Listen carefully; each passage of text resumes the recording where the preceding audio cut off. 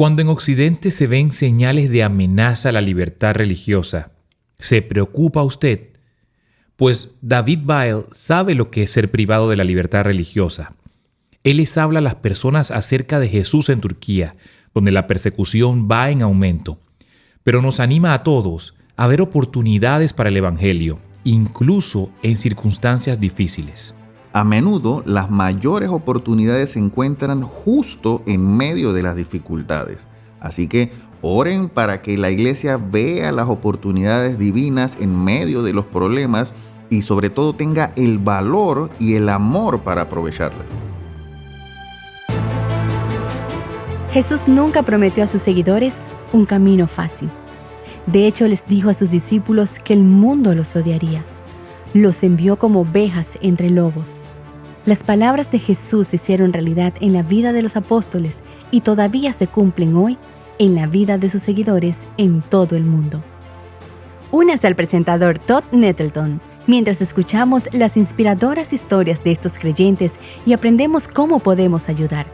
Ahora mismo, en la cadena de radio La Voz de los Mártires. Bienvenidos nuevamente a La Voz de los Mártires. Mi nombre es Todd Nettleton. La semana pasada, escuchamos la primera parte de una conversación que tuvimos con David Weil. Él es obrero del Evangelio en Turquía y tiene mucho que contarnos acerca de actuar con osadía al compartir nuestra fe en Cristo.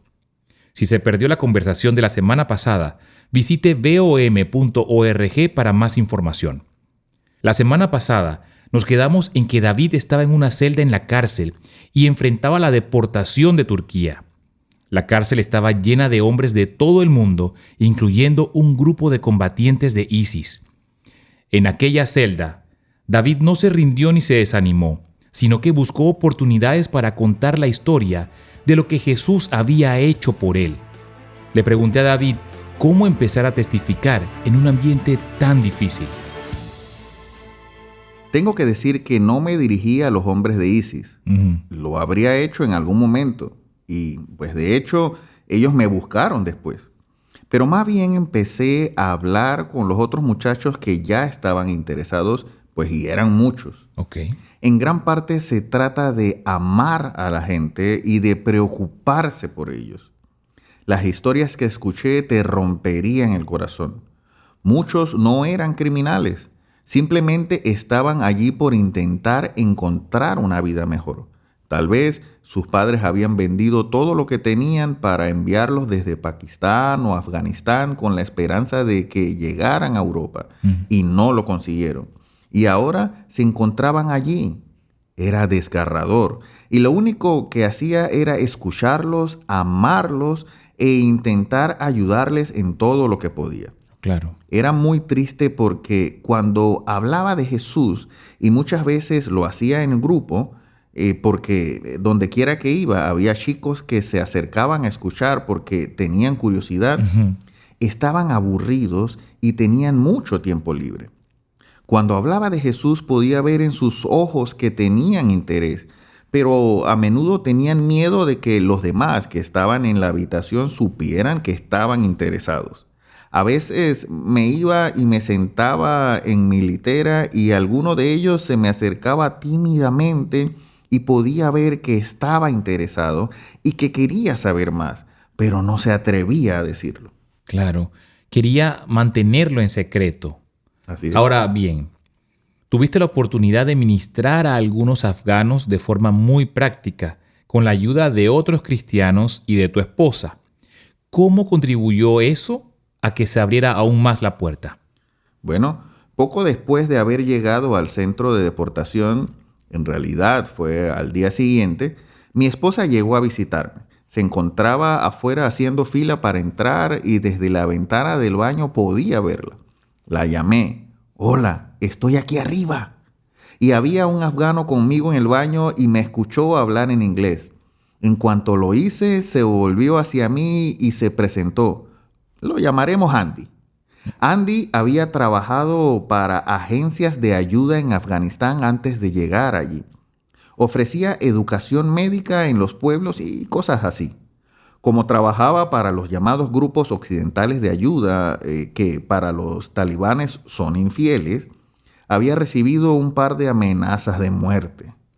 Poco después de la segunda amenaza de muerte, su familia consideró prudente que se marchara. Encontró a unos traficantes de personas que lo llevaron a través de la frontera con Pakistán y luego a Irán, desde donde caminaron hasta Turquía y luego se subieron a un autobús y los atraparon en las afueras de Estambul. Lo llevaron al centro de deportación. Como te había contado, los afganos estaban en la habitación ubicada al frente de la habitación en la que yo estaba originalmente y no olía bien. Nadie quería entrar allí porque había 50 afganos que habían caminado 2 semanas sin ducharse ni cambiarse de ropa. Le dije a Andy, mi esposa está aquí de visita, ¿puedo llamarla por el teléfono público? Le diré que traiga al menos algo de ropa para estos muchachos para que puedan cambiarse. Al día siguiente, mi esposa trajo una gran bolsa llena de ropa interior y calcetines. Y la policía comprobó que pues, no había nada extraño adentro. Y yo no pude evitar pensar, ¿qué estará pensando la policía? Vaya, este tipo está planeando quedarse aquí durante mucho tiempo. 50 piezas de ropa interior. Dejaron pasar la bolsa afortunadamente y se la di a Andy. Él se fue a hacer de Santa Claus y la repartió entre todos. Fue toda una sensación. Ya lo creo. La noticia corrió como pólvora y como Andy estaba entrenado en estas cosas de cómo ayudar a la gente, le dije, vamos a hacer esto bien. Toma un pedazo de papel y un bolígrafo y entrevista a cada uno de estos muchachos. Lo que necesiten, se lo pediré a mis amigos cristianos aquí en la ciudad y ellos lo traerán. Llenó 2 hojas con todas las cosas que necesitaban aquellos muchachos. Uno de ellos dijo que sus pantalones estaban rotos y que necesitaba un par talla 32. Otro dijo que sus zapatos estaban rotos y que necesitaba un par talla 42. Le di la lista a mi esposa y junto con otros creyentes de la ciudad se fueron y pasaron todo el día de compras y volvieron con 5 bolsas grandes cargadas de cosas. Wow. La policía no le permitió ingresarlas esta vez. Para ser honesto, creo que se avergonzaron de que este supuesto infiel estuviera haciendo todas estas cosas buenas para ayudar a su propia gente cuando ellos no lo habían hecho. Me lo imagino. Sí. Aquello fue un problema, pero en realidad el gran problema eran los hombres de ISIS que para ese momento estaban muy, muy enojados de que Andy estuviese ayudando de aquella manera. Lo llevaron a su habitación, detrás de la cortina, y le dieron algunas patadas y le dijeron, si sigues ayudando a ese infiel, te vamos a echar agua hirviendo. Wow. Afortunadamente liberaron a todos los afganos antes de que eso ocurriera y poco después a mí también me liberaron. Pero sucedió que cuando dejaron salir a Andy a la calle, él deambuló por un buen rato, intentó encontrar un lugar donde quedarse y terminó siendo asaltado y robado de todas sus pertenencias. A altas horas de la noche se encontraba en el centro de la ciudad, al otro lado de Estambul y sin nada. Por suerte, aún tenía su teléfono y encontró una red inalámbrica pública para conectarse. Así que, pues entró a Facebook y me encontró y me envió un mensaje desesperado. ¿Podrías ayudarme, por favor? Resulta que yo estaba en línea y lo vi. Me puse en contacto con uno de mis amigos turcos, un creyente en el otro lado de la ciudad, y le dije, oye, ¿puedes ir y tratar de encontrar a Andy, el chico que conocí en la cárcel? Efectivamente, mi amigo, bendito sea su corazón, en la mitad de la noche se fue, lo encontró, lo llevó a su casa, lo alimentó, lo vistió y le dio un lugar donde dormir. Al día siguiente le ayudó a llegar a nuestra casa. Cuando llegó, mi esposa se alegró mucho de verle porque siempre había querido ir a Afganistán y nunca había tenido la oportunidad. La pasamos muy bien. Llegó un sábado, todas nuestras habitaciones estaban llenas, así que acabó durmiendo en la sala. A la mañana siguiente, domingo, Bajamos y nos encontramos con que había tomado el Nuevo Testamento desde el estante y había estado leyéndolo toda la noche. Vaya, estaba hambriento. Sí. Y en la mañana, cuando nos despertamos, él tenía muchas preguntas sobre este versículo y aquel versículo. Luego vino con nosotros a la iglesia y eso lo dejó boquiabierto. Porque después le pregunté, ¿qué te pareció? Esto no es en absoluto lo que los mulás nos dijeron que sería. El mulá dijo que se supone que uno ore solo por uno mismo, no por nadie más. Pero ustedes los cristianos oran los unos por los otros y tienen esa alegría y la música y la adoración. En el Corán no hay ni un solo versículo sobre la música. Wow. Él presenció aquella música alegre y simplemente lo dejó boquiabierto. Ese día entregó su vida a Jesús de una manera hermosa y maravillosa. ¡Qué bien! ¿Te detuvieron por cuánto tiempo? ¿2 o 3 semanas en total? Bueno, en esa ocasión fueron solo 8 días. Ajá. Tuviste la oportunidad de llevar a un kurdo a la fe. Tuviste la oportunidad de llevar a un afgano a la fe. Ya veo por qué te gusta el interior de las cárceles. Sí. Y como nota totalmente al margen, ¿por qué perdemos tantos hombres en nuestras iglesias? ¿Por qué no asisten? Hay muchas razones, pero creo que una de ellas es que a veces les parece aburrido. Pero mi experiencia ha sido que vivir la vida para Jesús es la vida más increíble y emocionante que jamás haya podido tener. Amén. No estoy en contra de ir de cacería o de pesca o los juegos de computadoras o los deportes, pero no se comparan con ver a Jesús hacer cosas asombrosas. Mira, quiero decirle esto a todos los hombres cristianos. Vivan totalmente entregados a Jesús. Esa será la vida más emocionante que jamás podrán vivir. Totalmente de acuerdo. Hay una aventura por vivir. Hoy estamos conversando en La Voz de los Mártires con David Bile. David es obrero evangélico en Turquía. Ahora mismo, el Tribunal Constitucional, el Tribunal Supremo, ha suspendido tu deportación y han dicho, está bien, vamos a dejar que se quede en Turquía al menos mientras examinamos el caso y resolvemos qué debe suceder aquí. ¿Qué significa eso? ¿Cuál es el plazo para esa resolución? Incluso en esta situación, viste la mano de Dios trabajando de forma asombrosa. Así es. Cuando nos enteramos de que este último tribunal había fallado en mi contra, dijeron que mis actividades de propaganda cristiana habían excedido el ritual religioso habitual. Por lo tanto, los miembros de otras religiones podrían verme como una amenaza y, en consecuencia, el gobierno también podría verme como una amenaza para la seguridad y el orden públicos. Fue desgarrador ver que, después de todos los casos judiciales que habíamos ganado, perdimos este.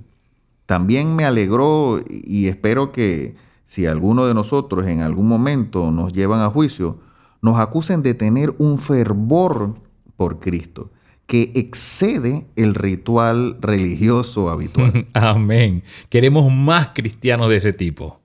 Mi abogada me llamó y me dijo, no, vamos a apelar esto. Normalmente no se pueden apelar las causas de deportación. En teoría se podría apelar hasta llegar al Tribunal Supremo, pero nadie lo hace. A mi abogada no le gusta perder juicios, así que me dijo, vamos a apelar ante la máxima autoridad. Cuando oí eso pensé, sí, claro. Nunca olvidaré ese día. Mi abogada me llamó y me dijo, David, tengo noticias.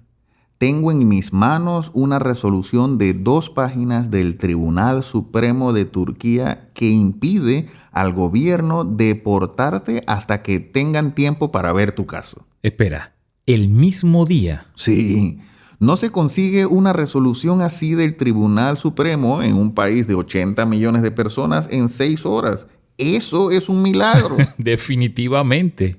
Una semana después, más o menos, me enteré de que había una iglesia en Argentina que al parecer había estado orando por nuestra situación. Se enteraron por alguien y habían estado orando: Señor, ayúdalos mientras se preparan para mudarse a otro país. Bueno, tal vez tengamos que hacerlo, es posible, pero una señora de la iglesia se levantó, según me han dicho, y dijo: no, Dios puede hacer un milagro en el último momento. Dios aún puede hacer que se queden en el país. Ella consiguió persuadir a toda la iglesia para cambiar sus oraciones y orar por un milagro de último momento. Qué bien. Así que 18 horas más tarde teníamos aquella resolución de la Corte Suprema. Por supuesto, se podría decir que es una coincidencia. Y yo lo que digo es que he visto demasiadas supuestas coincidencias. Debe ser Dios honrando la fe de esa mujer. Así es. ¿Hay alguna escritura específica que Dios te haya mostrado o dado durante este proceso de lucha, en este caso, y la incertidumbre de me voy, tal vez pueda regresar, tal vez no pueda regresar, tal vez todos tendremos que mudarnos? ¿Hay algunos versículos de la Biblia que Dios haya puesto en tu corazón y te haya dicho: oye, esto es para ti en este momento? Definitivo, ha habido muchos. Uno de ellos es el Salmo 91, donde sencillamente dice: vas a ponerte de pie y mirar. Dios va a obtener la victoria delante de ti y te protegerá de manera asombrosa. Amén. Él lo ha hecho tantas veces en el pasado. Creo que Pablo es una gran motivación para mí. Las muchas cosas que él experimentó. Simplemente leo la Biblia de manera tan diferente después de haber experimentado estas cosas. Como en Hechos, donde dice: ahora tengan en cuenta que voy a Jerusalén, sin saber lo que allí me espera.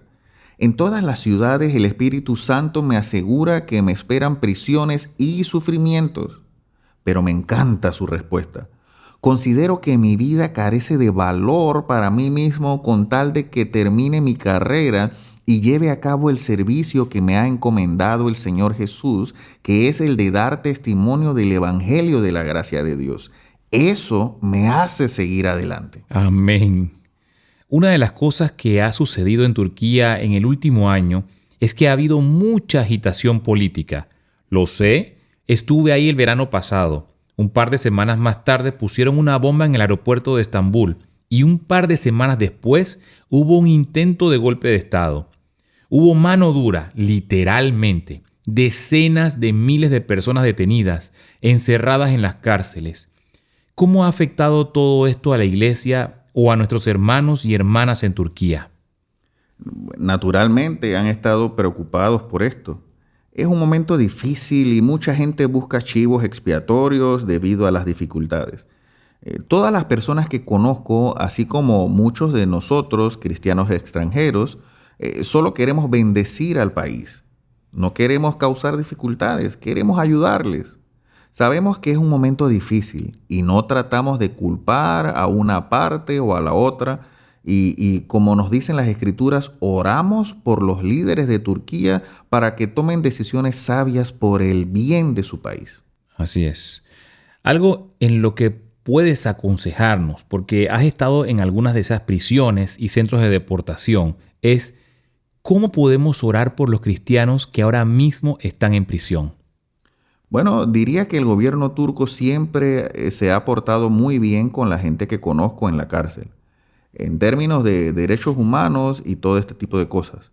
Lo que me preocupa no es eso, sino que cada preso en su espíritu se sienta animado y experimente la alegría del Señor cada día.